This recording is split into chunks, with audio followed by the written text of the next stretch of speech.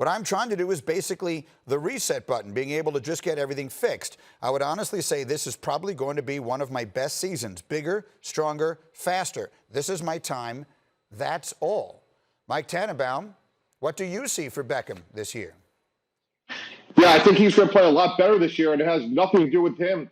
Cleveland's done a great job. They fortified 2 offensive tackles. They took Jedrick Wills in the draft. They signed Jack Conklin. They also acquired a really productive tight end in Austin Hooper. So hopefully Odell will see less double coverage. So Odell should play better this year, and it's because of the work the Cleveland Browns have done. You know, Neek, I mentioned the numbers. They weren't horrendous.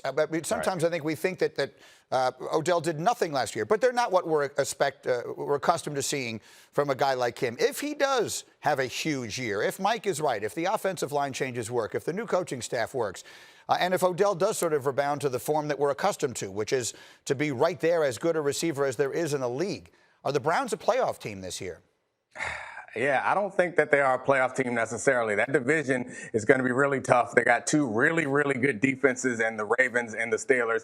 And the Steelers were pretty much in the playoffs, just about in the playoffs last year without a real quarterback. Assuming Big Ben comes back and can be 60 to 70% of what he was, and that Steelers defense can repeat the way it did, they're going to be tough. And I think we all understand the Ravens may be the first or second best team in the league, maybe third best team in the league right now. So it's going to be tough coming out of that division. But I do think Odell bounces back, but not for the reasons that Mike thinks, because he clearly doesn't need any of those things. He had some great seasons with no quarterback, no offensive line, and no other real receivers to help take away some of those double teams. Well, I mean, when you say no, you're talking about in New York. You're talking about Eli. Yeah. You're essentially saying that. So we'll see what Baker Mayfield is able to develop into this year. It was one good year and one not so good for Mayfield going forward. I guess I would ask, Nick, very quickly, I'll start with you.